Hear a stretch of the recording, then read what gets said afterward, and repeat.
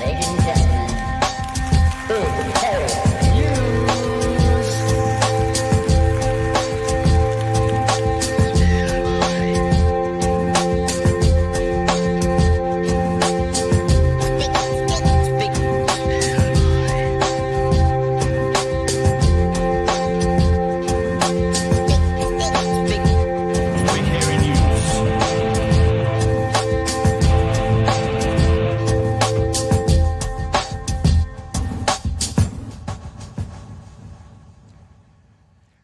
Hey, kia ora koutou e te whānau. Welcome back to another edition of Big Hero News. Kia ora Chewy. How are you, love? Kia ora, Pat. I'm doing all right. Yeah. Doing I wonder- all right. People are still around at Uncle Bomber's place. They'll be around shortly, I'm sure. That'll be the way So it you all run goes. late again. There'll be an influx. How are you, man? How's life? What's crack-a-lacking? Yeah, not bad. Like a reasonably nice day here in Dunedin. Not the most easygoing day at work today, I gotta say. So looking forward to getting into some relaxing, feel good news of the day. Everything's gone well, I presume. Yeah. There's no bad news today. It's good news Tuesday, Chewy. There's nothing bad at all. It's all good news. I think I told you guys this, that I won a trip to the UEFA Cup final. Did I tell you guys about that back in the day?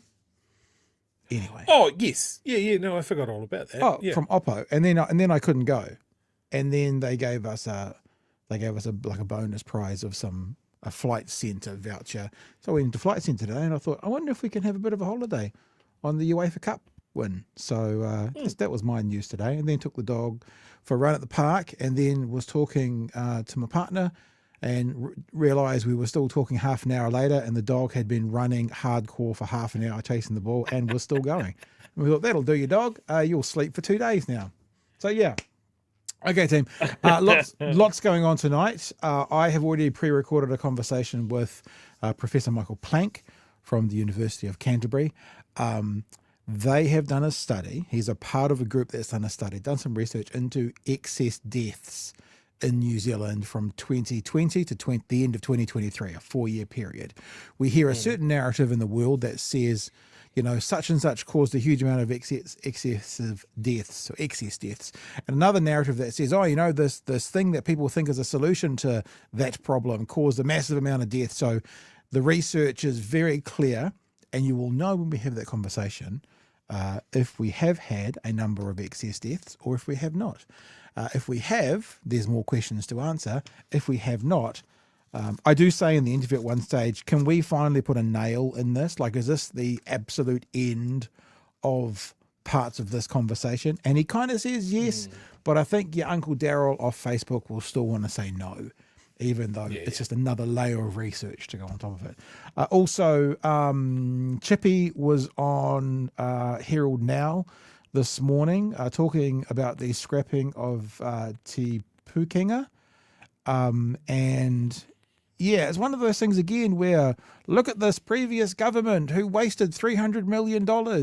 And Chippy, to his credit, went, well, if you were building a house and you paid for the architectural plans and then you paid for the slab to be laid and you'd put like a third of your costs into that, and then the next person came along and they cancelled the building of the house, those sunk costs would be there. So who's made the decision to waste money? Is it the next person who doesn't want to build the house, or is it the people who are spending money whilst working towards a different conclusion? So that's in there as well. And something that's not in the show notes that I think we'll touch on as well is this David Seymour, Christopher Luxon conversation where Christopher Luxon, and I just hate the word told off, has told off David Seymour. It does feel very schoolboyish. But the flip side of that conversation is how arrogant does one have to be, Mr. Seymour, to decide you're going to contact the UN all by yourself and put your case forward as the Deputy Prime Minister of the country? Holy moly. It goes to kind of show the respect or not that I think Mr. Seymour has to both his coalition partners, just to be like, oh, yeah, I'll fire off a letter. They don't need to know. And so he got a bit of a telling off. So we'll get to that as well. Let us start, Chewy, as Maria from The Sound of Music said, at the very beginning. It's a very good place to go. And let's bring on our special guest. She is a journalist at Business Desk. We want to welcome to the show Cecile Meier. Cecile, thank you for joining us and welcome to the show. Hi, thanks for having me. You're not going to Good give evening. us any bad news, eh? Chewy wants a good news night. So there's not going to be anything negative with us talking to you, eh? No, good news only. Good news only. And the good news is Compass has found a saving in school lunches. Hang on. Let me just bring up a story from Business Desk today. The headline on Business Desk is "From Prime to Offal. Compass puts cheap cuts on school lunch menu." Rather than me fumbling over it and trying to explain the 50% offal and 50% beef trim, why don't you, it just sounds wrong. Why don't you explain to us this information that you've had an exclusive to, however you got that information, whether it was through a leak or through an anonymous source. Tell us what you've found out that Compass is doing with school lunches. Okay, so I did get an anonymous email last week telling me about a new mince that Compass had started ordering for the school lunches.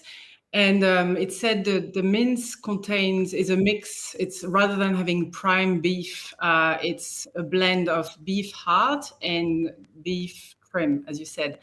And initially, I didn't really understand what the problem was. But then I, later understood that basically when you sell a product that has offal in it, you have to disclose it because people want to know what they're getting, what they're eating. And for catering, like school lunches, they also have to disclose it, say on their website or any documentation that they have. They have to say, the ingredients that they use if it contains offal. So that's from the food code, Australia and New Zealand food code. Anyway, so I then tried to understand what happened, when they started using it, how much of it they started using. And turns out it looks like they've swapped from using prime beef to this new blend. And then, of course, when I contacted them and asked them, what's going on, at first there was no response. The ministry said there has been no change. And then I contacted MPI as well, who was the regulator here, and MPI confirmed that this needed to be disclosed, and they said we will contact Compass about this information, and we'll see what's going on. So the next day, they then confirmed that there had been a change of mince, and that they were going to disclose it before serving the new, because they started using that mince before school holidays and cooking with it, and they're going to serve the meals this term. So they say they were always going to disclose it, but they only disclosed it after I contacted them, and MPI also got in touch with them. Pretty much the next day, the website was changed. What a coincidence that they happened to disclose after you contacted them. So let me just get the timetabling right. Because obviously disclosure would imply before one ingests it. And you're saying they were definitely using it last term. So they were using it with no disclosure. No, they used it to. So there's a bit of a lag between cooking the meals and serving them. I think it's about a month because they freeze the meals and the meals get transported. So, I don't think the meals containing the new mince had been eaten yet, but my understanding, and that was certainly the source that contacted me, what they said was that they believed there was going to be no disclosure and they were concerned about that. So yes, they disclosed it in time, but hard to tell whether they would have done it, without this questioning. And they also, in the way they answer the questions, they kind of said, oh, it's just a new kind of like a top-up supply we're using because there's a shortfall with our existing supplier. So they kind of try to downplay it. But the quantity, I had access to information about the quantity of the order, and it was, it was 10 tons per week, which really covers the bulk of their needs. So, they kind of try to, again, downplay it or being a bit evasive about it. Without kind of skipping past this, just purely the idea of cooking a meal and then serving it to a child a month later, even that in and of itself seems pretty horrific to me. I think your story said the difference between beef trim and 50% beef heart and premium mince was about a 25% savings. If that's the case, this goes to show when you give a job like this to an organisation that needs to make a profit on their $2 a meal, what kind of margins they can cut. I can guarantee that if it was one of the mums, like maybe last year, who was working in the kitchen at the primary school going, now, shall I spend $200 on offal and beef trim, or shall I spend $225 on prime mince? You know what they would do, because it's not a big savings in a one-off.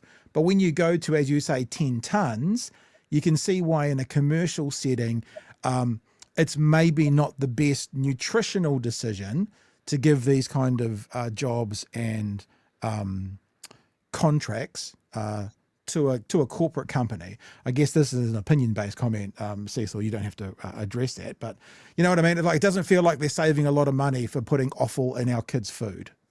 Well, I think it's a bit tricky because offal itself is not nutritionally inferior necessarily to beef. It's just a taste. I think that, there's nutritionally it's quite nutrient rich, iron, B12, vitamins, and etc. It does contain more cholesterol, so that's not great. But it's more a transparency issue because, some people won't feel great about eating offal. And also there's a taste and texture, it's a bit like venison or sudden, it's very, there's no fat on it. So it's very, it's gamey. Yeah. And so I think the taste might be difficult for some kids, because it's already, there's been issues about some meals being described as inedible, and I don't know what this is gonna, if this is gonna help or not. So I wouldn't say necessarily nutrition-wise, it's a problem, but there are other issues at play. Plus, the big issue really is the transparency here.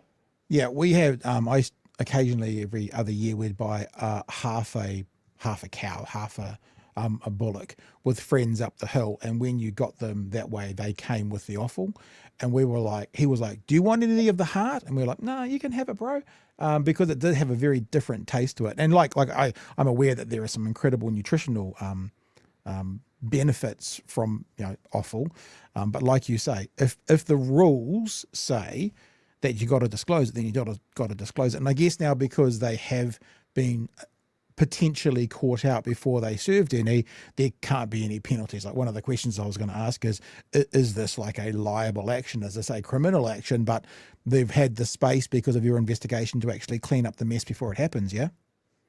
Yeah, again, I mean, this is speculative. If you believe what they say, they were always going to disclose. So maybe it just so happened that, but yes, if they hadn't disclosed, if say, if I had maybe waited a couple of weeks or a month and then done the same story and there had been no disclosure, there are potential penalties, quite big fines. I think I can't recall the amount, but it's, it's substantial.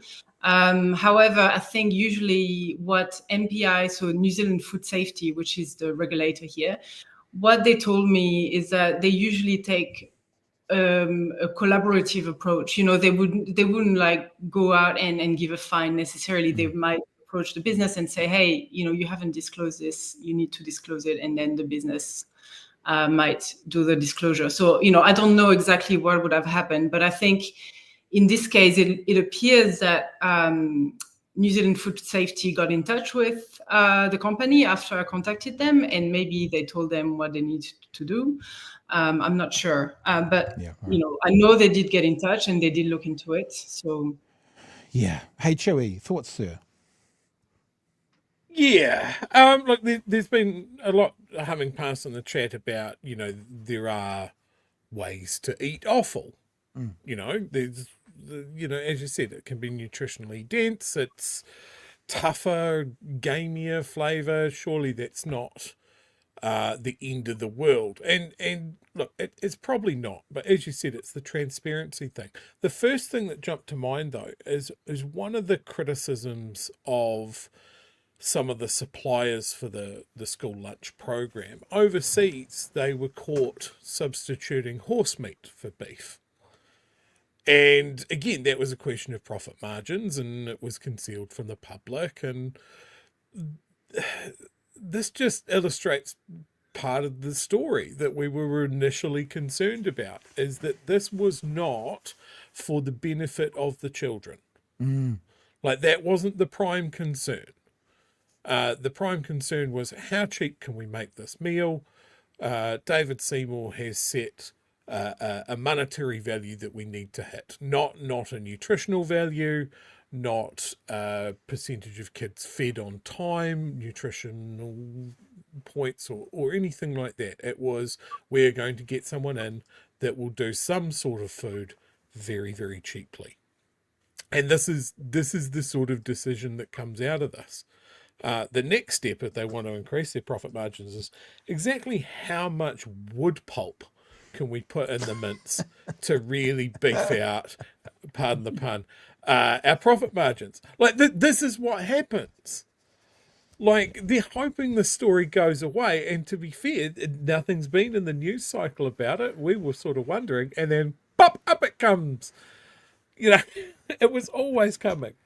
This is something we need to double check on though, Chewy, because like we're a couple of rodeo clowns from Dunedin, but we're speaking to like a professional journalist, and she may not have an opinion on some of these things that we throw out there willy nilly. Hey, Cecile. I could say anything at any moment. Yeah.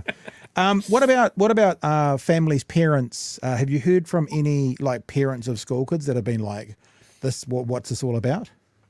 No, I haven't. Look, at Business Desk, we tend to take the business angle, really stick to the fact we've done a lot on the procurement of the contract and, specific issues that are, again, more of a business angle. It'd be great. I hope other media pick up on this, and I'd love to hear, what principals, what parents, or even nutritionists, think of this. It'd be great to kind of hear more on this. But yeah, I haven't. And also, that's something I wanted to bring up. That former suppliers, other suppliers that used to do the school lunch program, from what I understand, they wouldn't have used a cheap cut like that. They would have used prime beef mince. So that's not something that would have been usual before in the previous version of the program or with other suppliers. So there's definitely a difference, and part of it is the amount of money that they are given, the $3. It's not a lot, and I think maybe it's possible to have sympathy for, the business trying to make it work. I don't know. Yeah. You've just used an interesting phrase at the business desk. You take the business angle. So just to wrap up, almost to go over the whole conversation we've just had, what is the business angle for Compass wanting to have a percentage of their food or meat be offal to these children? What is their business angle, do you think? Well, clearly it's saving 25% on the price of beef mince. I mean, it's a no-brainer. Then they probably thought, well, no one will notice, and we can do that. And how to tell it? You'd have to taste it, compare the previous mince and the new mince in a meal, how it comes out, and can you tell the difference? Maybe you can. I mean, again, I think 50% beef heart, it's quite a big amount, a big percentage. So I'd say the taste is likely to have changed. nutritional wise, though, which is what they have to provide contractually, I think the nutrition remains the same. So, yeah, but clearly they're saying it's a supply issue, and there's also, one could interpret it as a cost-saving measure as well, I suppose. Looking at your story, you also report in your story that I love the name. What's the name of the group? The Rainbows and Sunshine Lunch Collective or some crap like that. The School Lunch Collective. The School Lunch Collective, Chewy. They're a lovely group of mothers who just work together as a collective. They're the School Lunch Collective. The orders to them have already dropped by 15%. Which means the contracts that they've got are becoming easier, I guess, and maybe there's a bit more, pardon the pun, fat in those contracts that they're not delivering as many lunches as they once were. I mean, the conspiracy theory in me says maybe they'd be perfectly happy to drop another 15% if kids hate the taste of this. They might have even a bigger margin. I think so. Well, it's possible. There's several aspects to this. So first of all, they only get paid for the lunches they deliver. So it's not like they're getting paid a set amount, and then if there's fewer lunches, they get more money. So I think on the one hand, they would want to retain as many orders as possible. But on the other hand, we know that they've had massive production issues, and they've really struggled to cook all the meals required. That's why they had to bring in pies last term. First term, if you remember that, they had to bring in the microwavable meals that were a disaster. So I think maybe there's a bit of both. Obviously, earning money means doing as many meals as possible, but production wise, it's been a challenge as far as we know, and maybe it's also making it easier in that way. All right. Hey, Cecil, thanks so much for joining us. Now, obviously, Business Desk is behind a paywall, yeah? But if people want to find out more about it, what's the best thing for them to do? Like to find out more about Business Desk? What do people need to do? Go on Business Desk and have a look. Subscribe, maybe even just for a month. And if you can see there's a lot of really good analysis, reporting that's not being done elsewhere. I really recommend it, especially for people who want to, dig a bit deeper into issues and political analysis. I'd also recommend following me on LinkedIn, because I usually post a little snippet of my articles. And, even though it's behind a paywall, for those who can't afford the subscription, it's a way that, I like to give at least the gist of it so that they can have a look. Cool. Hey, Cecile, thanks so much for joining us tonight. Really appreciate you giving us some time. Journalist from Business Desk, that is Cecile Mayer. All the best, eh? Bye. Thanks for your time.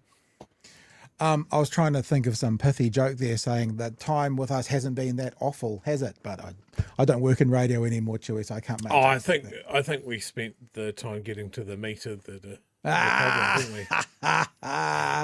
Hey, oh yes. What makes me really angry here is we make so much food,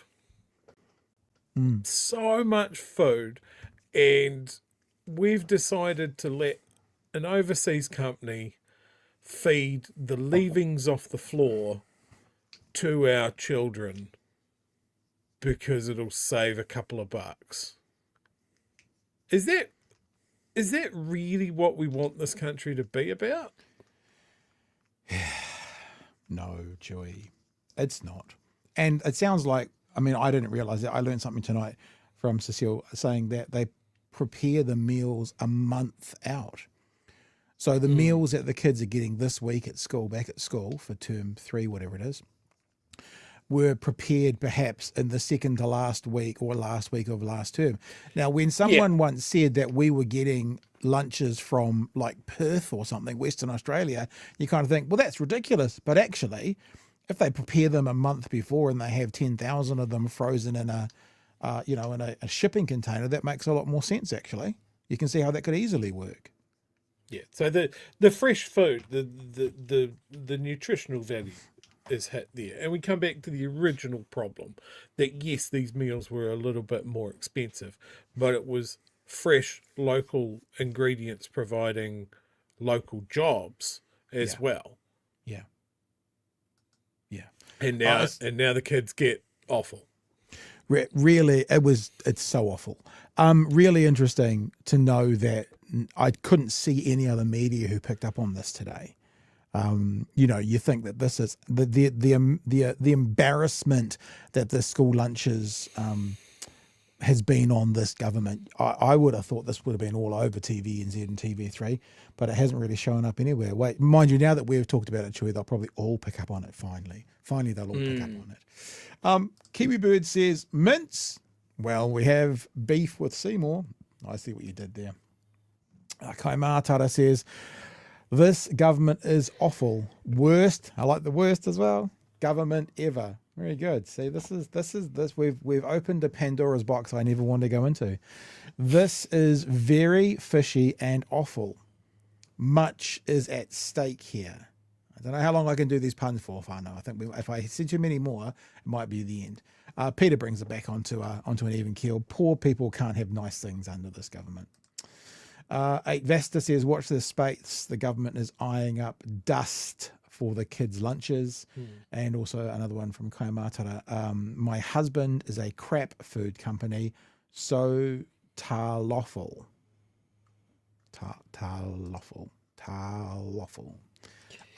I did a tweet today that I used the, maybe I should just find it. I used the, you get a car, everybody gets a car. But it was just, you get one. And it was like, you get cow's heart, everybody gets cow's heart. So that was my little spin on it today. There you go, Chili. I think we can move into some other stuff, yeah? Anything else you want to mention about that? Anything you want to get out? My deep and abiding hatred for David Seymour. Oh, look at that. I've summoned him. See how that works? That's a curse. I did read this afternoon, the story. I read up on it. And then this was the lead. This was the number one story on TVNZ tonight, which kind of surprised me. It's not a huge story. It's pretty embarrassing. It's embarrassing both for Luxon and for Seymour. Winston Peters goes pretty unscathed in this because it's showing how much disdain David Seymour has for the Prime Minister of this country. Like to basically just go and contact the United fucking Nations and thinking it was okay to go and represent some stuff as a minister in this crown, a deputy Prime Minister. It goes to show he has absolutely no thought for the leadership that is above him. Let's have a look at the story, shall we? David Seymour has been pulled into line by his coalition partners. The ACT leader forced to withdraw a blunt letter he sent to a top United Nations official. Christopher Luxon says Winston Peters should have been the one to respond after a UN human rights expert wrote to the government concerned about Maori rights. Political editor Mikey Sherman has more. I did read this afternoon in the article as well. Luxon also said, it's not actually that I disagree with what Seymour said. So he was still being a limp dick, wet biscuit. But we'll get into it. With Crown Māori relations at boiling point, the United Nations has stepped in. UN Indigenous rights expert Albert Barume writing to our government over a persistent erosion of the rights of Māori through regressive legislations and policies breaching international obligations. He's pretty much nailed that, hasn't he, Joe? That's straight well out done, the sir. gates. You're pretty much spot on. I think the whole letter was a total waste of time. The letter mentioned ACT's do you regulatory standards bill, so David Seymour wrote back, calling it presumptive, condescending and wholly misplaced. He said, as an Indigenous New Zealander myself, I am deeply aggrieved by your audacity in presuming to speak on my behalf and that of my fellow Māori. They purport to speak for Indigenous New Zealanders such as myself from Geneva. No, not such as yourself, David. Indigenous New Zealanders who give a shit about Indigenous issues, so not Indigenous New Zealanders such as yourself, Indigenous New Zealanders who aren't receiving paychecks from Atlas to take apart all things Indigenous. They're the ones that they're speaking on behalf of, and I think that's okay. I think there was an opportunity there, if he's going to name drop the fact that he is of Indigenous descent in the letter, to put brackets, my own iwi have disowned me. Like, all right. Like this is, you can't run and hide under the cloak of Māori when it's convenient and then fucking say, no, there's nothing special about you at any way, and we shouldn't consider anything to do with Māori at any other time. It's just convenient in this particular time for you to mention that you're Indigenous. Yeah.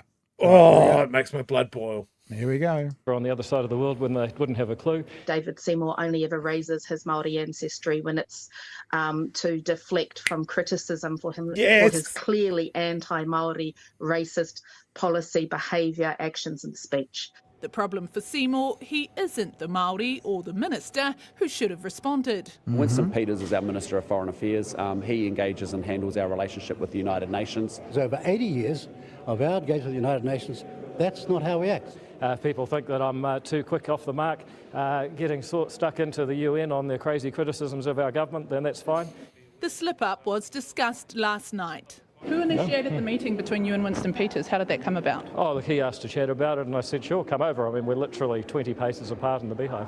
Well, I went to find out and I had a talk with David about who is responsible, how it works. I mean, this is a matter of experience. Oh, I would here. have loved to be in It's the called room for diplomacy. that. Seymour said he... Yeah, you can't imagine. I mean, even Winston's being a little bit diplomatic there. You can't imagine that it was as cordial, perhaps. Like, what the fuck are you doing, stepping on my toes, embarrassing me, doing my job? Excuse me? Excuse me. I would imagine that part of that conversation went something like this. Listen here, you jumped up little shit. And then more discussion. All right. He didn't tell Luxon or Peters he was sending the letter. Look, I didn't, because I'd been sent the letter and so that I could give a response. Now, in Mr. Seymour's letter, You'd been refers sent to... Yeah.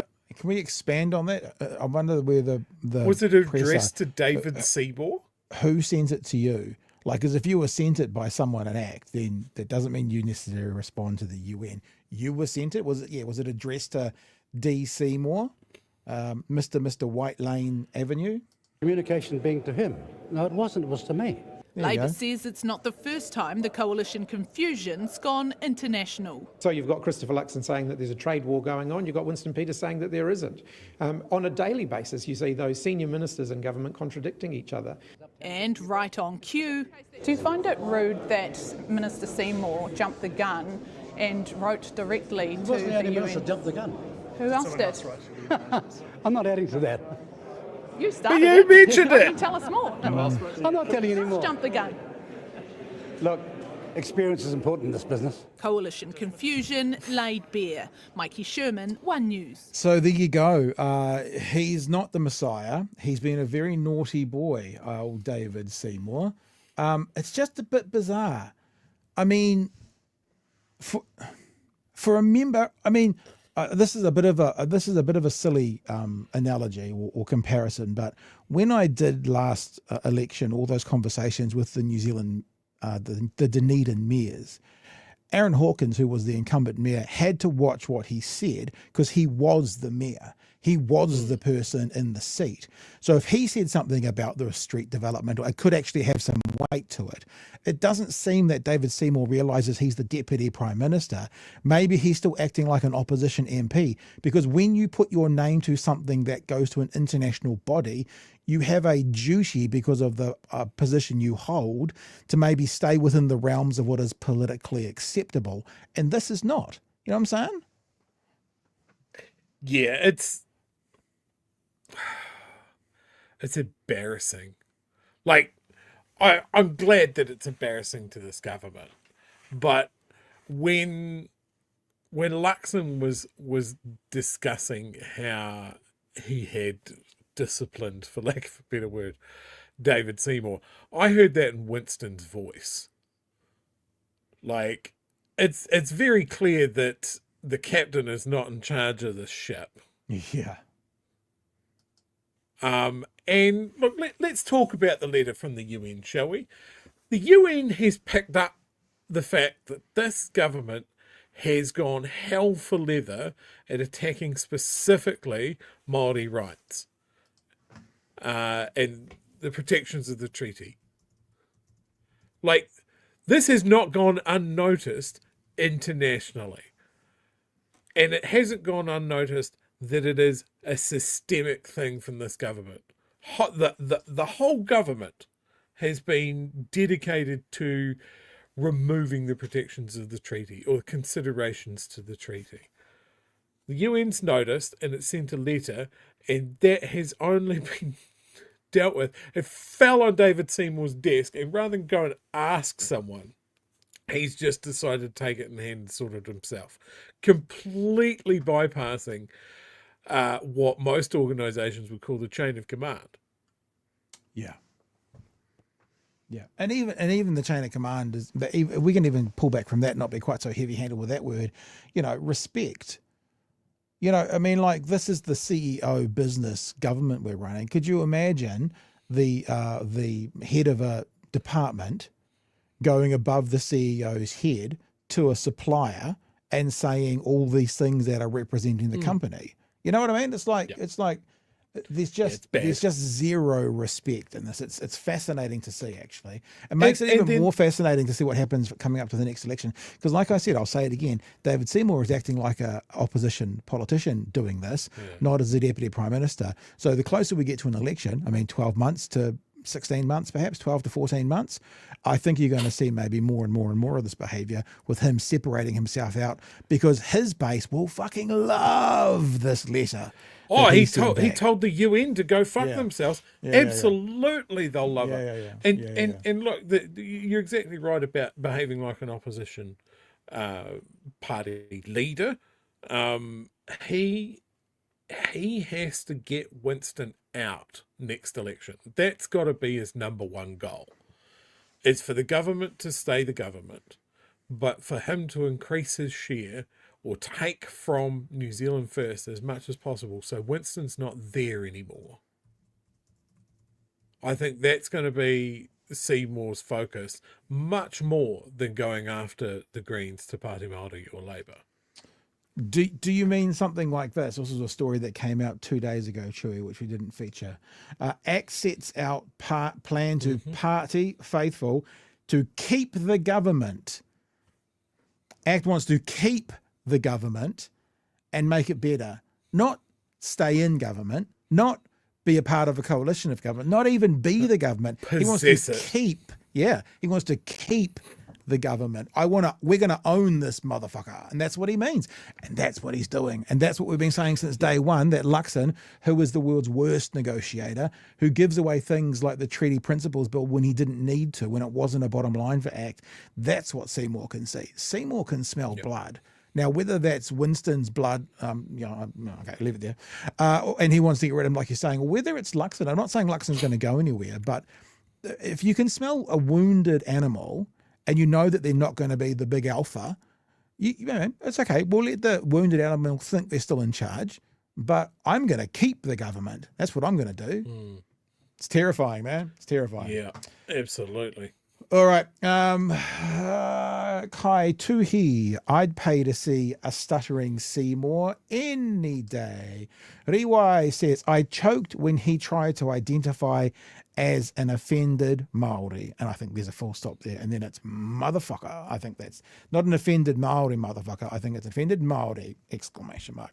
I think that's, we're reading that. Peter says, whakapapa of convenience. It's a great line. I like that. And Kiwi says, classic use of the race card from Seymour. Oh, he can slap that down quicker than anybody when he has to. Cybo Goblin, Winston Kramer's into Seymour's office, half-empty bottle of scotch in hand, and probably cigarette in the other. I can imagine Winston Peters would smoke in his office, even though it's not allowed. He would still. I could imagine he'd still do it. He'd be like, "What are you going to do? What are you going to do?" My husband is Samoan, Talofa, Judith Collins 2020. My husband has a food company, Tal Offal. It was a pun, Pat. A pun! He was joining in on the pun fun.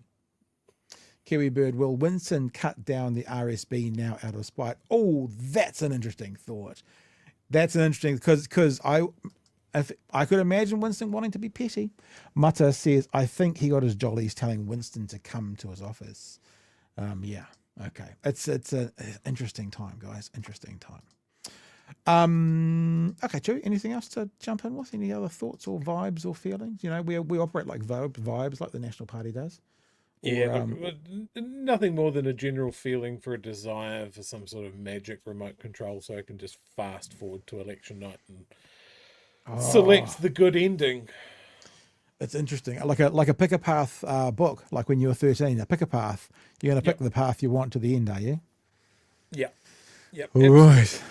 Okay, well, let's keep going, shall we? We've got a couple other stories coming up. We'll do it last for the show was the conversation with Professor Michael Plank, and it's a really interesting chat. If you're a patron, you might have already seen it, but it's a really interesting chat because it puts to bed this conversation about excess deaths, either from COVID or from, you know, that thing there, which I don't want to get demonetized for or whatever. It just puts it to bed once and for all. You want to stick around for it? If you want some ammunition to use against your Uncle Derek on Facebook, it's coming up for you. All right. Herald Now this morning had Chippy on. This was a pretty good little chat for Chippy, actually. They were talking about tertiary institutions and the scrapping of Te Pukenga because Chippy kind of lays out, it does feel a bit like, what did the government cancel, Chewy, that had just, it was the EV subsidy. It had just gotten into actually profit mode. Like it had been running at a loss and it had just got into profit mode. And that's when so in other words, it could have been zero. It could have cost the government literally nothing. It was profiting. And they scrapped it because, you know, farmers, utes, yada, yada, yada. And Chippy kind of does that here with Te Pukenga because the system they set up had just started to deliver a surplus.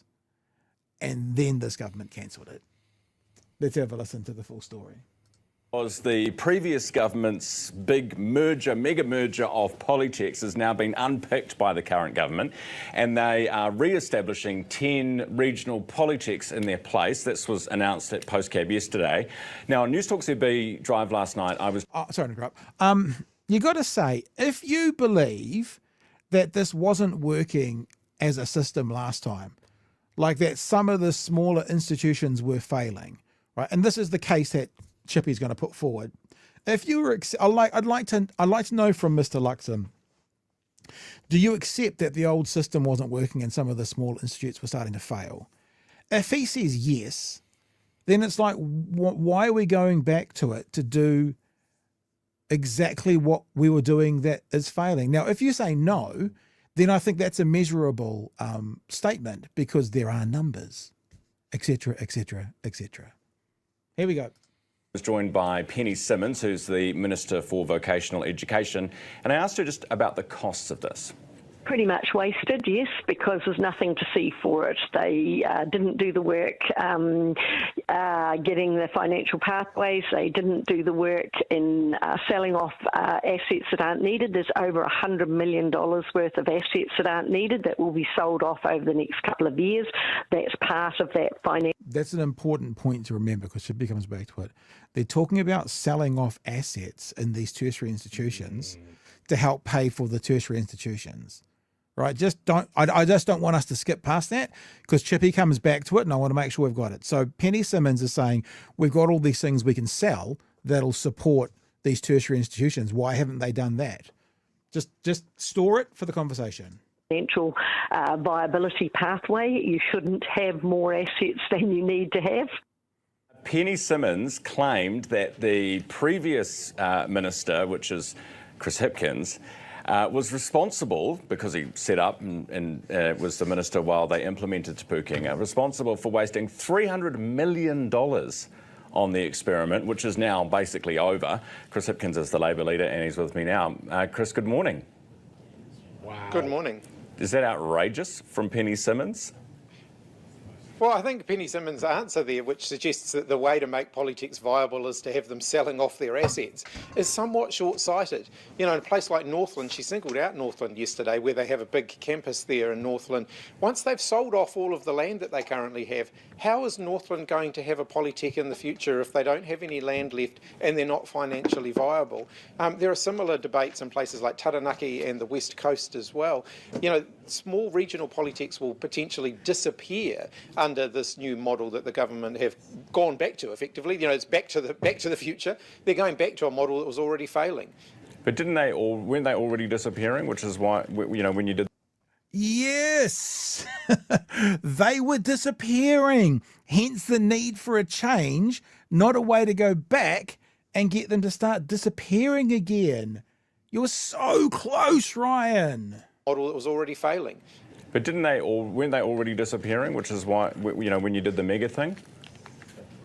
Well, that's exactly the point. We didn't want them to keep disappearing. So putting them together meant that the smaller polytechs could leverage off the strength of the bigger ones, and the system as a whole would be more viable. The great irony here is last year, for the first time, Te Pukenga actually turned a surplus. So things were starting to get there. Now, I'm the first to admit it was far too slow. Those first few years that Te Pukenga was in existence, I don't think they made enough progress towards achieving the gains that we wanted from the polytech system. But the irony is, just as they were starting to achieve those things, the whole thing's been turned upside down again. And it's right at the time when we desperately need more training. You know, we've got a higher unemployment rate, we've got people needing to reskill for new jobs, and the government's turning the system upside down. Did you guys spend $300 million setting it up? I mean, is she right in saying that because they have now turned it around or demerged it, that it's $300 million wasted? Well, a big part of that was writing off debts from the last system. So the previous... Okay, so remember that. So they've written off debts that the institutions had. Under this system, those debts have still been written off. Polytechs were all clocking up debts, not all of them, some of them were clocking up quite significant debts. We had to write off a chunk of that money. We had to put money into things that just hadn't been invested in, like all their IT systems were run down. So these institutions have new IT systems. So this $300 million is not just about plans and then throwing out the window. Even though that the new government, the current government, has cancelled a bunch of stuff, that's going to mean the spend is not going to be recuperated. There are tangible things in there as well. They wrote off debt. They did new IT systems. So, you know, enrolment systems. They need to be able to, if you want students to be studying or training, you need to be able to enrol them, and their enrolment systems were run down. So it's a lot not of wasted. money needed to be invested to... Not wasted money. Well, it's wasted. It's wasted if the government choose to scrap everything that they had invested in. But those are choices that the current government are making, not the previous government. If they choose to, you know, if a house is 3/4 built and you say we're not going to complete it, we're going to demolish it instead, who wasted the money? The people who built 3/4 of the house or the people who demolished it? There you go, Chip. Great answer. And very to the point as well. There you go, Chewy. I've had a bit of a say through that. Why don't you jump in? Any thoughts, sir? Yeah, look, when we're in a position of having people struggling to find jobs and hemorrhaging tradies and all of these factors that, again, the current government has turbocharged, the fact that they just blew up this program to centralise another form of tertiary learning throughout the country is just dooming the regions all over again. So if Northland Polytech is not viable, but it would have been if it was put in the pot with all of the other bigger, more successful ones, we've removed that form of education from Northland if it collapses, from the West Coast, from South Canterbury. You know, there were polytechs that were doing very well. You know, like the Southern Institute of Technology was not a big fan of this. You know, they were doing well and have always done very well out of their zero fee scheme that actually did what I would consider the impossible task of attracting people to go to Invercargill. Like, but it worked. 4 years in purgatory, but you get a degree with no debt. And I understand why they pushed back against that so hard, because they were like, but we're doing fine. but other places weren't. And again, it absolutely sounds almost mirror perfect to the arguments to Three Waters, right? The regions that were doing well didn't want to participate, and the regions that weren't doing well were fucked, and no one was coming to save them. And that's what we've got with the politics as well. But I think this aspect that we have people, if you can't find job, then the next best thing is to get into education or training, right? And that's what the government said. We want the youth in work or in training. Do we have any work for them? Absolutely not. Do we have a place for them to train? Also, no. No. Are we gonna continue the very successful plan of giving them their first year free? No, we're gonna make it their last year. Now, like on some surface level, you kind of go, oh well, that rewards people for staying there through their whole education. But what it doesn't do is get people through the door, which when it's high unemployment, that's a very good choice for some young people to do. Go and get the first year paid for, go and study, and then see what it can lead to, rather than we only want to help the guys that stay focused, stay on, and stay all the way through. I guess that's the difference between the left and the right, though, isn't it? We want to reward the succeeders rather than help the people struggling.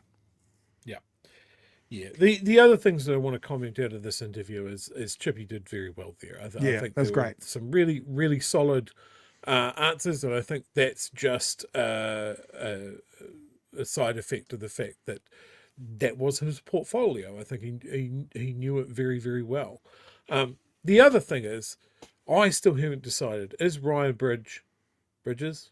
Bridge, I think. Just the singular bridge. Okay, I'll remember that.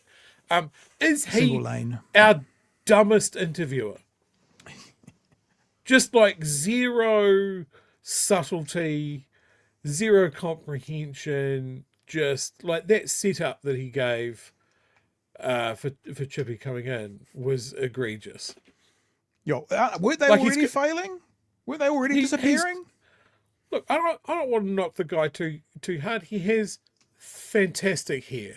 Oh, great! But hair. was that the only thing that was on his job application?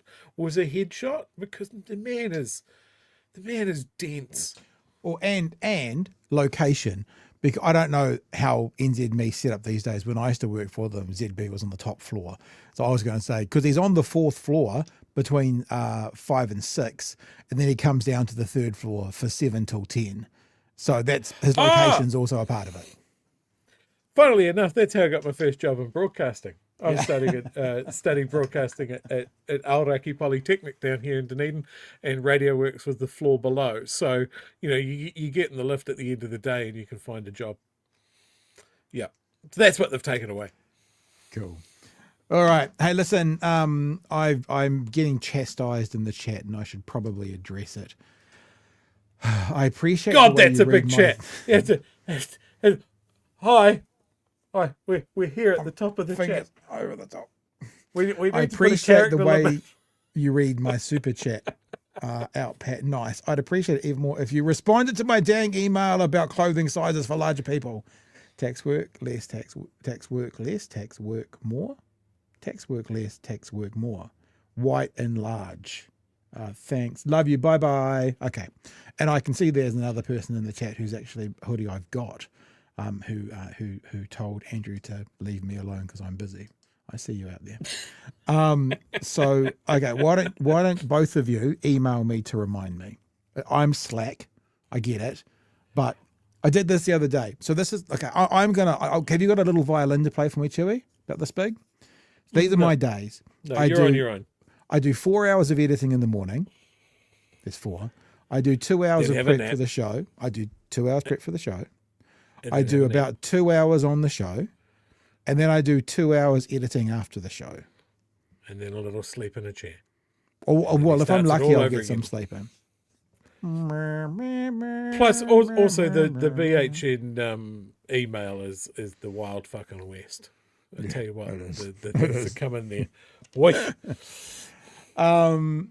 Is there any other chats in there? Not ones that are just abusing me. It's not a good way to get me to pay attention to you, Andrew. Oh, so you don't want me to put up the ones that Mind you, abuse. no, If we're not putting up Hang on. chats that are abusing you, then there are no chats. We are missing something, though. If you're going to do a $50 super chat, I'm okay with a bit of abuse. That's actually fine. I've got thick skin. So we should Did you acknowledge hear that? Thank you very much for it. Did you hear what I heard, chat? You can. This is a new revenue stream for us. I'm very pleased to welcome it. I'm happy for with the that. right dollar amount. You can abuse Pat. Yeah. How much for you, Chewy? Like, you'd be a $5. You're a cheap date. I know you. $5 to abuse. Oh you? yes, yeah. No, I'd have to keep it cheap to keep people interested. But Chewy's smart enough to keep his job, says Mouse. Yeah, $2. You can call me a mean name. And Pat, that look, the yardstick's been set. It's $50. I'm getting it, man. Look at this. Read your emails. I'm not sure. What does this mean? Harder, Daddy. Like what? Oh, I'll draw you a diagram later, Pat. Okay. All right. I'm not sure. Maybe you should say that. If you said that, maybe it would be better. I don't know. Right, let's move on, shall we? I think it's time. I think we must. We have an interview now, but it is a pre-recorded interview. You're welcome to continue chatting like you are on the screen right now, and if anyone does a chat that we might overlay over it, but you cannot ask questions directly of Mr. Plank. I am wearing my Winnie the Pooh top in this. I am aware of that. Yeah. No one has to bring it up. But there was a really interesting article today in Stuff. New Zealand's COVID strategy, not perfect, but it saves lives, said expert. Professor Michael Plank and a bunch of his brainy buddies did a study into estimating excess mortality during the COVID-19 pandemic in Aotearoa, New Zealand. So they looked at a 4-year period from 2020 to 2023. So 2020, 21, 22, 23. So start of 2020 into 2020, 4 full years. And they wanted to find out, had there been excess deaths? They're not even necessarily going, if there are, what caused them? They're just looking at it. The stories we've heard from many of your uncles on Facebook, that's the only place they reside, these people, is that there is a particular medical intervention that's caused thousands of excess deaths. So I guess these academics said, well, let's check this all out. Let's see what the excess deaths were in that 4-year period. This is going to be, it already is, a clip on my Twitter feed if you want to use it. I'm actually going to take the chat down, that one down, because it does go over the guest's face. And also this has already been programmed to go onto YouTube as a standalone clip at 8 o'clock tomorrow morning. If you want to share it around, you should feel absolutely welcome to do that. What's going on here? Why aren't you going full screen? What? Oh no, because we're here. That's why. Sorry, I'm right down. And so enjoy it. It's a good chat, and we will see you guys once it's all over in just a wee while. I want to welcome to the show from the University of Canterbury, the School of Mathematics and Statistics, Professor Michael Plank. Michael, so nice to see you. It's been forever and a day. Kia ora, Pat. Yeah, it's been a while. Yeah. Yeah. I guess that's sort of testament to the world we're living in now compared to the world we were living in around COVID. The conversations have somewhat dwindled, even though I see in the headlines every now and again there are new strains and new variants, but I don't know, we seem to be living with rather than being fearful of in this day and age. Yeah, that's right. I think, the virus is still out there. We're still seeing new variants crop up from time to time, but the impact is certainly a lot less now than it was in 2022 or even 23. The number of hospital admissions, deaths, and things like that is just way down. So yeah. On Stuff this morning, stuff.co.nz, an article featuring some of your research, a study you've been involved with, New Zealand's COVID strategy, not perfect, but it saved lives. So here is the study here, estimating excess mortality during the COVID-19 pandemic in Aotearoa, New Zealand. I noticed in the article you said something like there is some interesting theories out there. It sounded like you didn't quite want to say there's conspiracy theories out there, but you're saying there's some interesting theories around there. And we do still hear this. It's very interesting how a sector of society, and I'm not going to say haven't moved on, like it's impacted all of us in different ways. And for some people that COVID period was really heavily impacting them, and still does to this day, for whatever reason, whether it's health or business or relationship or whatever. So I don't want to take away from that group, but that group for a long time has been talking about excess death and excess mortality, which seems to be what you guys have looked at. So just to start us off, can you explain to us what an excess death is, so we all know what we're talking about?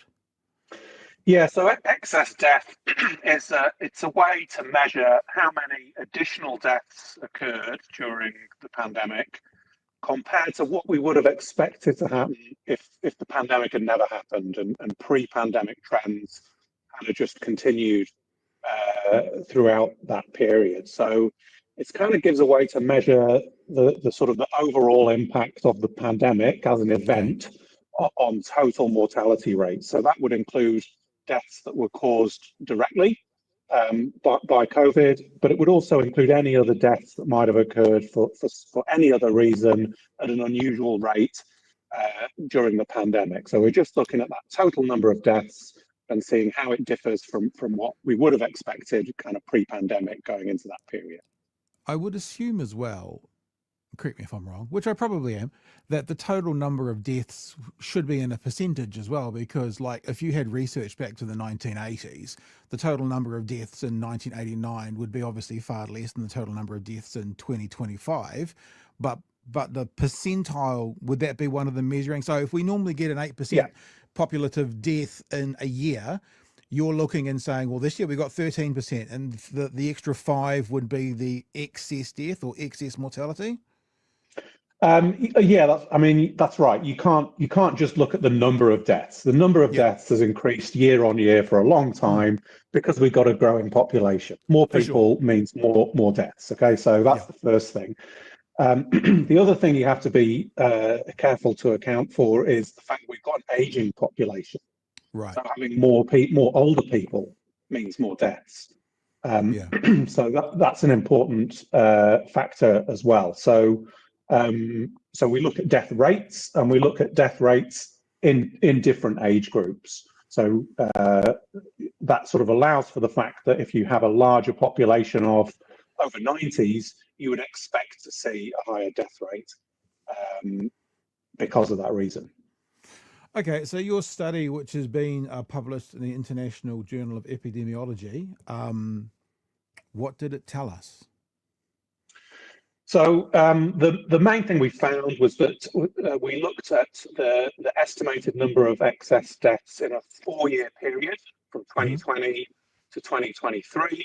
So that included the kind of elimination phase of our response, and it included the period after elimination when we started to see widespread COVID in the community.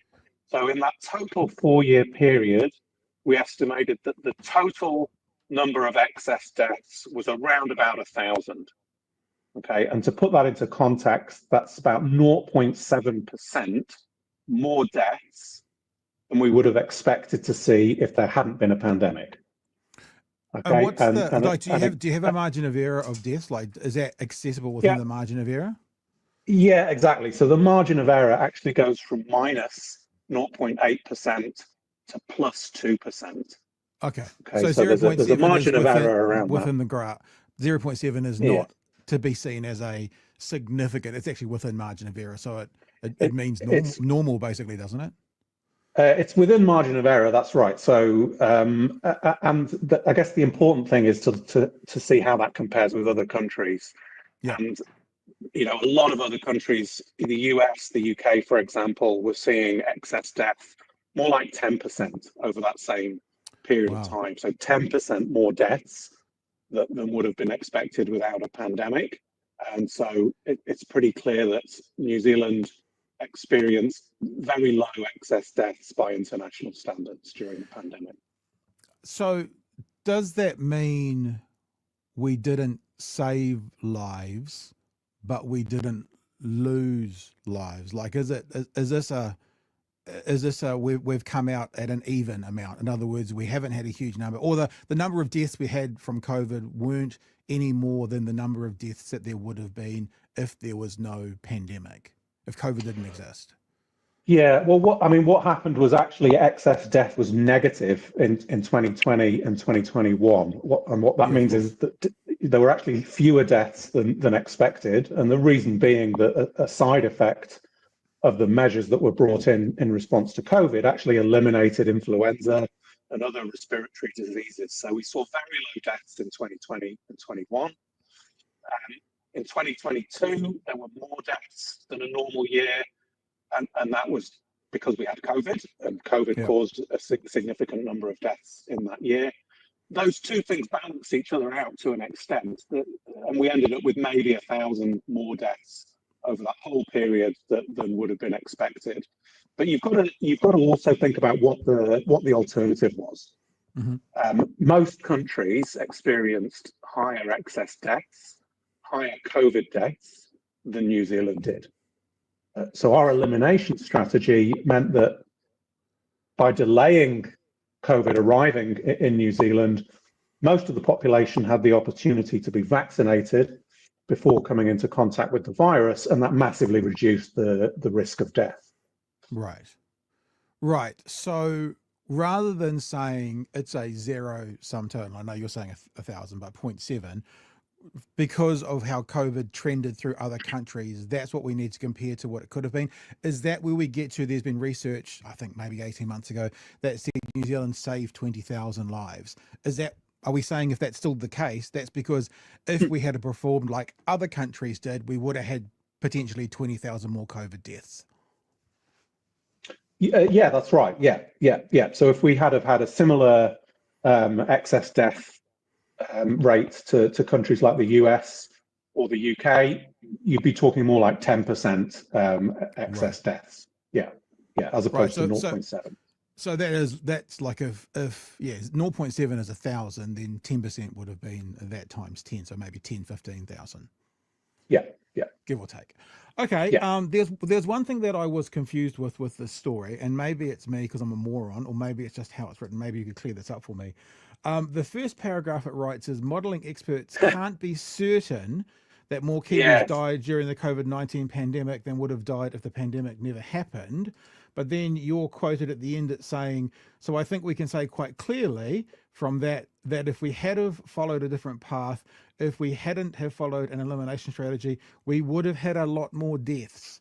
So I'm a bit confused. It seems that the first paragraph, written by obviously a staff reporter, and your quote seem to be contradictory of one another. Can you speak to that? So Pat, if you hit refresh on your browser, you'll actually maybe come up with an updated version of the article. Okay. That has a slightly different opening sentence. I mean, that sentence that was there on your original, it wasn't wrong, but I think it was a bit confusing. So I went back to the reporter, and she very helpfully changed it. Yeah. I mean, it wasn't wrong. What that was referring to is that, as you said at the start, the margin of error is around zero. Okay. So to the best that we can statistically measure it, there weren't any significantly more deaths than would have been expected during the pandemic. But the comparison to that is not okay. Well, that was just normal. The comparison is that every other country, practically in the world, had much higher excess deaths than that. So and what's the reason for that? It was the response. It was the fact that we had an elimination strategy that prevented us from seeing the excess deaths that everywhere else did. So the opening paragraph now says modelling experts say that the number of Kiwis who died during the pandemic was barely any higher than the number that would have died if the pandemic had happened. As you say, but that's comparing New Zealand to New Zealand, not New Zealand to America or Italy or the UK. Yeah, gotcha. Yeah. Sometimes, and even though I said at the start of this conversation, I do want to be gentle with people who had suffered in different ways during this. I do genuinely feel bad for people who have been taken down a rabbit hole of dis and misinformation. But does what you're studying, does this put anything to bed? Like, has this definitive in any way that can stop any of those, Facebook fights, shall we say? I mean, I think it's pretty strong evidence that there's no hidden source or hidden cause of large numbers of unexplained deaths out there. I mean, to put it bluntly, there are theories out there that vaccines were responsible for large numbers of deaths. Thousands. Now, if you look at this data, thousands, if you look at the data, to believe that, you would have to believe a series of things. You'd have to believe that these vaccine deaths didn't happen to begin with. They didn't happen during the vaccine rollout. They were sort of mysteriously, for some reason, delayed because death rates were actually very low in 2021 when the vaccine rollout was in full swing. Yeah. And then we had a period of excess deaths in 2022 that just happened to coincide with the COVID waves and the reported COVID deaths. So if you to believe these are, that vaccines were responsible for this, you'd have to believe it just happened to coincide with these COVID waves. Right.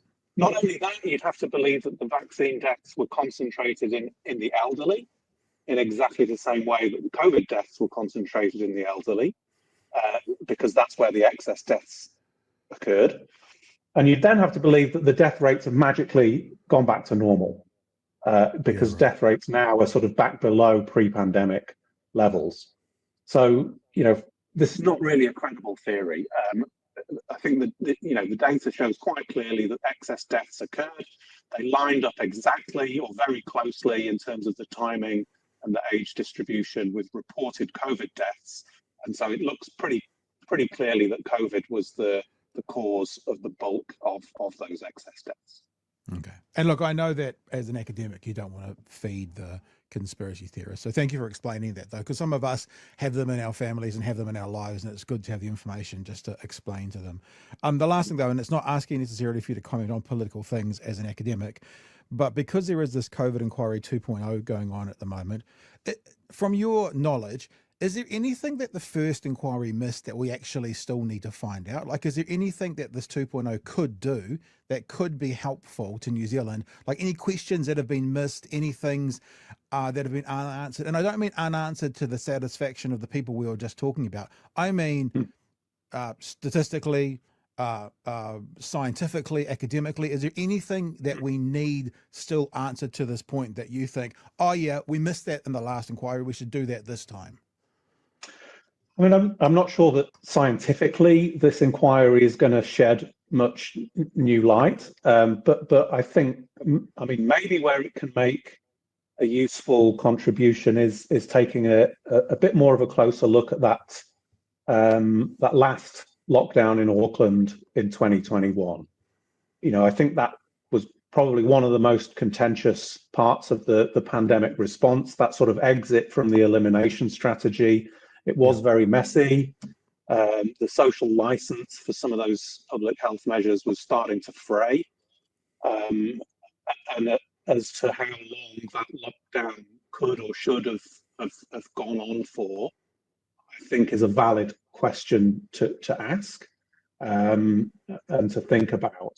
My personal opinion, I think it was justified at the start in sort of September of 2021 when the outbreak started. We still had relatively low vaccination rates. A lot of people hadn't been vaccinated yet. I think it was a proportionate and reasonable response in those circumstances.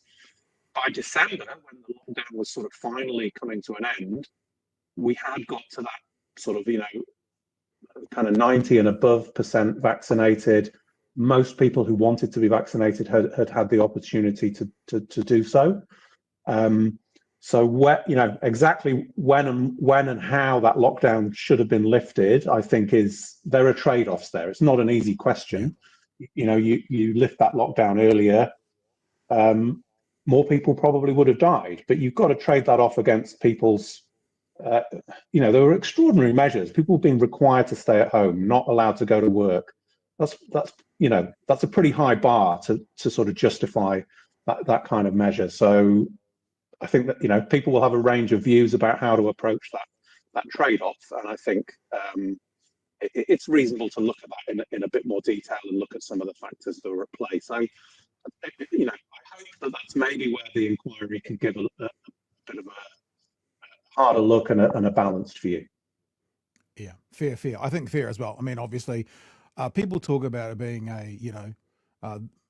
this pandemic. We haven't seen it since the likes of the Spanish flu. But actually, if you look to the early 1900s, even though maybe the pandemic had some similarities, the world has changed so much, even in the way we travel. So really, they've never seen this before. This is you've never had a kind of pandemic to go around the world like this that could get from one side of the world to the other within a 12-hour flight. So I don't think anyone, even the people who made those decisions, would sit here, and we probably will find out because Jacinda Ardern has said she's coming back for this inquiry, are going to say we got it perfectly right. But it's funny, it's like, obviously, where is the tipping point? The people who are unhappy say the tipping point was a bit too far. The people who are happy are saying it was okay. There's probably quite a really tight, narrow margin that would have made everyone happy that they missed. I guess they can't have known, and I guess it's a lesson for, who knows, in 20, 30, 40 years when the next one hits, if the next one hits. Well, I think it's when rather than if. Maybe it's 40 years away, or maybe it's next year. So we'll hope it's 40 years, but we need to be prepared, better prepared, I think, for a pandemic to arrive before that. Nice. Hey, Michael, it's lovely to talk to you. Haven't seen you for a while. It does look like you're sitting in a bunker. Is it a concrete wall behind you? Or are you hiding from the concrete bunker of the School of Mathstats. You're preparing for the next pandemic, and you're prepared for fallout, it seems, for the room you've got there. So lovely to see you. Thank you so much for giving us some time today, and I'm sure we'll talk again sometime soon. Hopefully it won't be over some horrible virus that's traveling the world. Yes, let's hope not. Alrighty, there you go. Well, Chewy, it's the first time you've seen that. You got any thoughts around it? I think your microphone's off, sir. Just quietly. Got to remember to turn that microphone on. My overriding thought there is that the evidence is in. It's rock solid. Like, the inquiry, both the sensible one and the cooker one, the studies, like all of the stats, all of the proof, all of the evidence. There's no point in debating with people that are still going on about this. The ones that are still going that Jacinda needs to be hung, that there's all of these hidden deaths and mass graves and all of this sort of stuff. It's just psychosis at this point.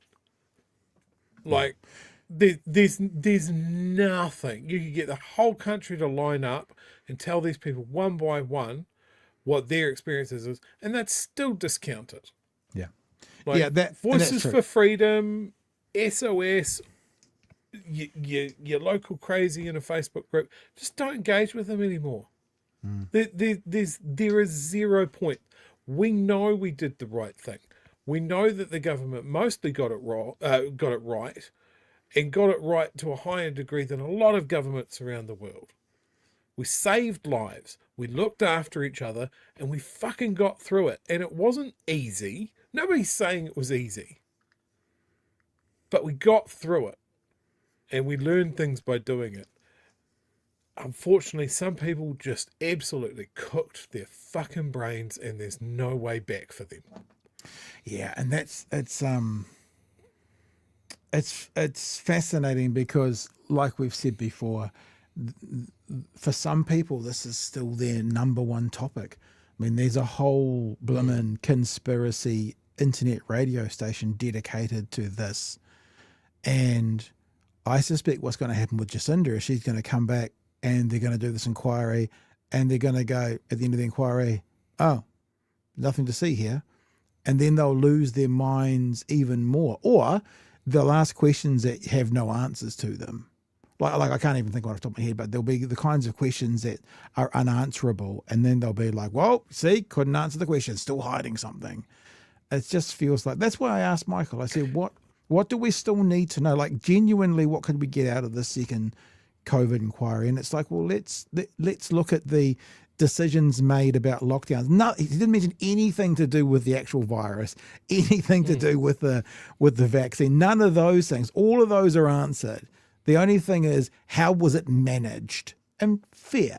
But I get the sense that most of the people out there, Chewy, that you're describing as, a lost cause, I don't think you use those words, but I'm using them now, they're not, their one big thing is not that Auckland was in lockdown for 4 weeks too long.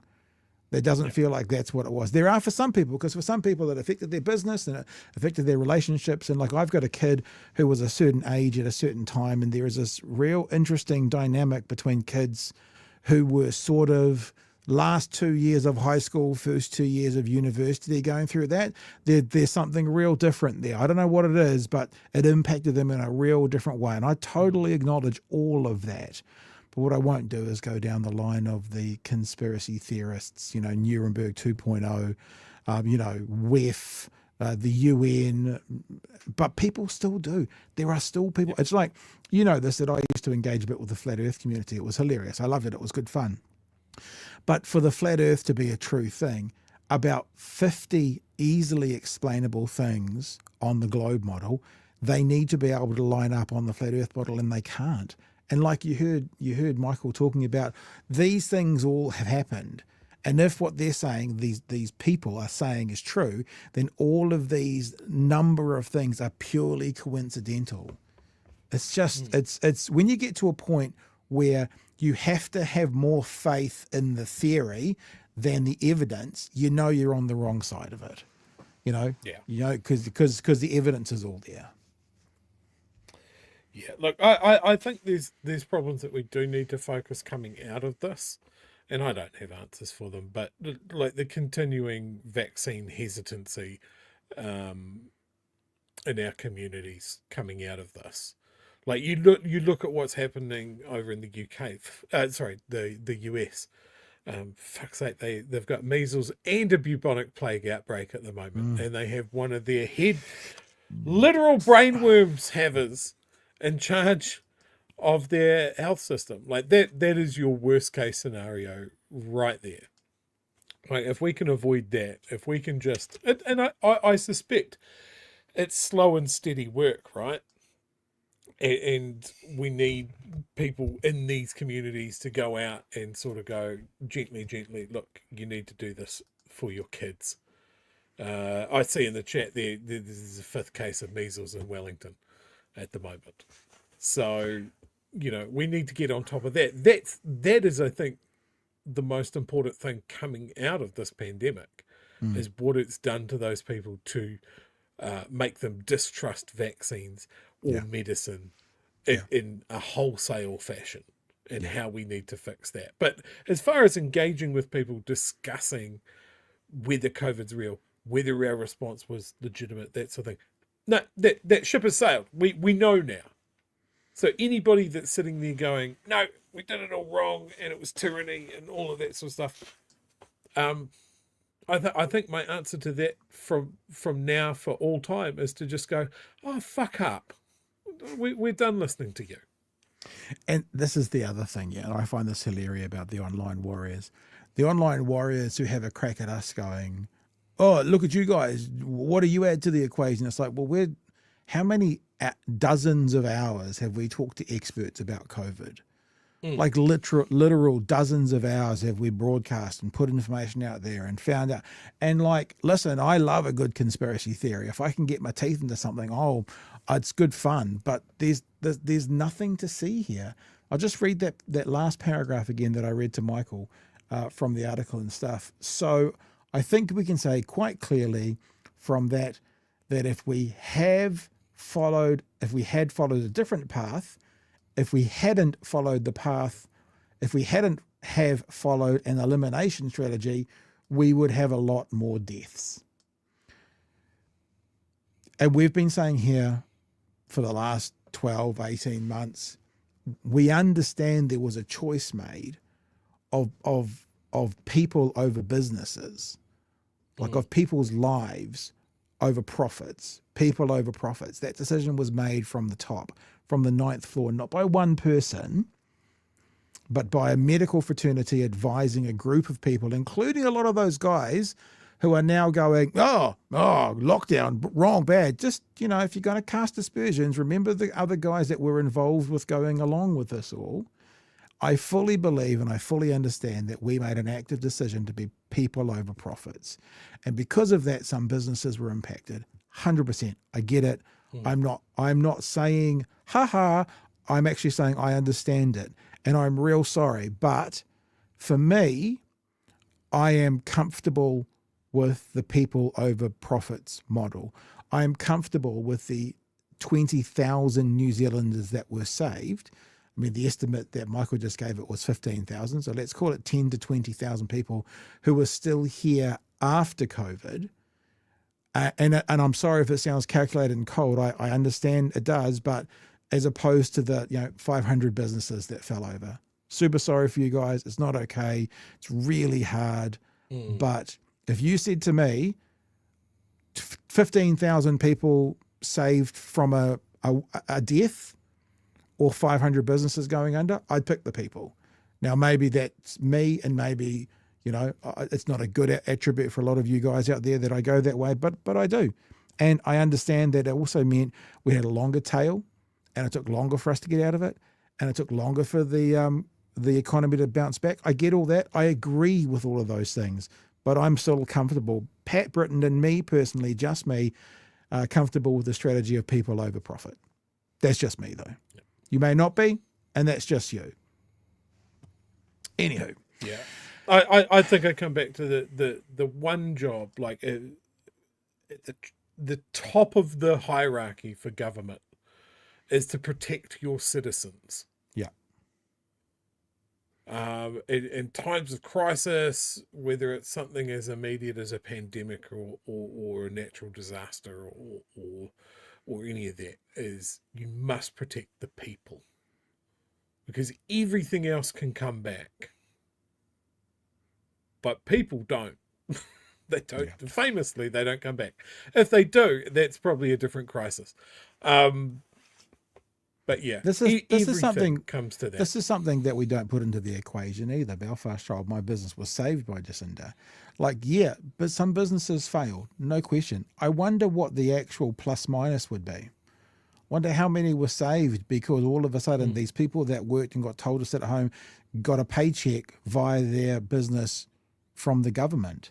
It would be really interesting to figure that out. What's the box plus minus? Don't know. It doesn't take away from the ones who have failed. I get it. When I say failed, it feels like it's the wrong word. That didn't survive, because failed implies you've done something. But you know what I mean? That didn't survive. Yeah. But yeah, interesting. All right. Hey, let's get to some of these last super chats and let's head off, Over Red Rover, I don't think Ryan Bridge is a relative of Simon Bridges. I also don't think John Key is a relative of Alicia Keys. Well, look, that's big news if it's true, but we need to investigate. But says he could never be mean to you. Oh, fair enough. I'll find a way. Bill just says, lol. Luke says Penny Simmons was the CEO, I'm assuming this is of SIT, at SIT, Southern Institute of Technology. Was she? That's interesting. So that means she would be keen to see it go back the way it was, because SIT, Southern Institute of Technology, for people who don't know, was working. Andrew here again. I want a tax wealth shirt in white. Pat, abuse me more and I'll give you my merch. Is that another $50? Yeah. Look, at some point, mate, you're going to hit a limit where I'm just going to give you Pat's address and you can come and spit in his mouth. I thought, I think I saw someone say, have you won Lotto? I think Andrew's won Lotto recently. Please no more of those big super chats. Yeah, we've got the message. Just like the fairy says, Wahiki, they got rid of Te Pukenga without a plan, just wanted it gutted because it was a Labour thing, such a waste of money. Yeah, I like that thing that Chippy said, and we've said this before about other things. Is it the previous government who wasted the money, or is it the current government who wasted the money by basically abandoning the plans and the money cost plans? Like, there's a perfect example of the house, right? Because they reckon that you pay about 10% to an architect if you're building a house. So if you're building a $500,000 house, you might spend 50 grand on an architect. And therefore, if you spend 50 grand on an architect and then you don't have a result and it gets cancelled, is that a waste of money that you've spent, or is it because decisions made in the future? Who's to blame for that? Erica says, so late. Rewise says, question for Michael Plank. Can you ask Pat about my merch order? Okay, this is we're getting personal, maybe. Gold says, with the state of the US, RFK Jr. in the role he has, the next thing will be bird flu, and it will be sooner rather than later. Hashtag worst possible timeline. More from Andrew. I'm still the top of Super Chat, and I feel my sarcasm was missed. Please, sir, can I air your clothes? Emailed you. Love you. Thanks. Bye-bye. Everything's good. Arvid's businesses can be rebuilt. People can't. Yeah. Another overread rover there. I credit Aisha Verrill, the expert in cabinet. And another one from Andrew. Holy moly. Okay, 1, you give me his address. 2, I'll stop giving $50 super chats and become a patron. There you go. There we go. There you go. That's dude, one. 100. And you know what? If you become the right level of patron, we send you a t-shirt. It's a win-win. I think the producer, the super producer, and the executive producer get merch, even though it's not the merch that it says on the actual thing. If you are, I can't remember which is which, Chewy. The $50 a month, I think that's the producer or the assistant producer. They get the t-shirt. The next one up gets a hoodie or 2 t-shirts, and the next one up from that gets a hoodie and a t-shirt or 3 t-shirts. So, there you go. There you go. Rewai just comes back with a quick one saying, fun and games. Okay, team, I think that's us. Chewy, I think that's us for tonight. Is there anything else you want to mention before? Oh, look at that. No, nothing else, because it's 1 hour 30 of our. When was the last time we did? When was the last time we did a 90-minute? Your wife would be like, "What are you doing here? Haven't you got half an hour to go?" Yeah, let me go so I can go and surprise her. Okay, hang on. Let me just get my music ready. Don't be too bossy and bullshit. Get your music ready. Put your job to grab a phone. Remember, team, that especially that interview with Michael is going to be. It's already uploaded to go to YouTube at 8:00 tomorrow morning and Facebook as well. So if you want to share that around, that's when it will be available. Of course, you can share the whole show around as well. That's sort of how the internet works, sort of.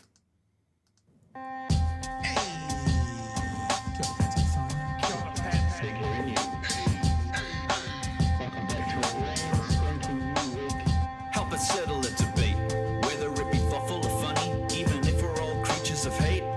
It's a fine line that I'll email you back, Andrew. I'll explain it all. the temptation to berate. Let's take a note of the corners we stand in.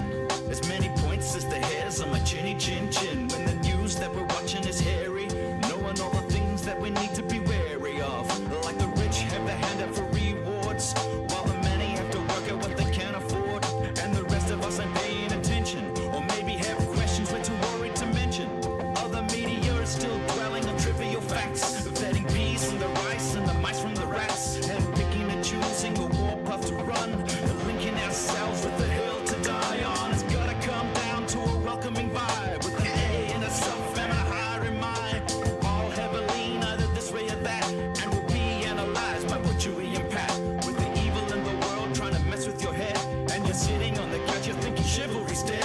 Each night, 2 nights, they're gonna sing you to bed. It's Big Hairy News. Yes, if you are a patron on one of those 3 upper layers, go and check your messages on Patreon. If you are on one of those 3 layers, oh look, my ring's just closed on my watch.